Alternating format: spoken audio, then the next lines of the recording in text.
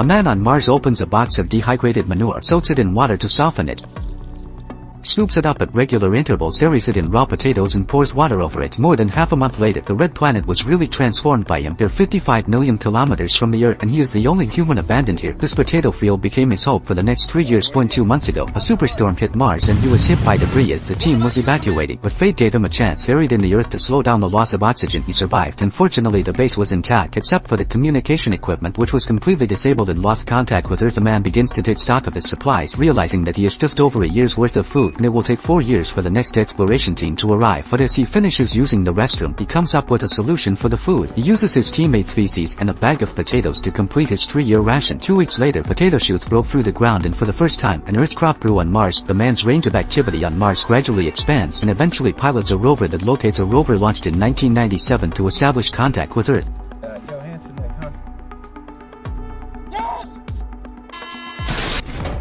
However, an accident occurs when a hole in the test chamber causes an explosion and the potatoes are instantly frozen to death by the -60-degree temperatures of Mars, with only enough food to last for 600 days. While NASA's resupply program takes 800 days, the IT is at this point that a genius on Earth proposes that the returning space station be allowed to accelerate around the Earth after resupply and arrive in Mars orbit in 500 days to dock with the Mars takeoff vehicle. More than 200 days later, the men take all their supplies and set off on their journey on Mars Day 461. It takes 77 days to reach the launch point. He removes the extra parts and replaces them with a translucent piece of cloth in order to reduce weight and allow the vehicle to fly farther with its limited fuel to dock with the space station. The engines are then ignited and the man finally leaves Mars, but he still hasn't reached his target altitude by the time the fuel runs out. So the space station made the decision to accelerate closer, but they couldn't slow down anytime soon. The commander came up with a risky idea. She had the exploration team make bombs to blast the bell pods. They used the reverse propulsion from the air leak to achieve the slowdown. The commander seized the moment and took the safety harness and immediately left the station. Gradually, the man appeared in the field of vision, but the actual situation is still deviation. The length of the safety belt is not enough. The distance is still 300 meters. So the man also took a risk and punctured his hand. He used the propulsion of oxygen to save himself.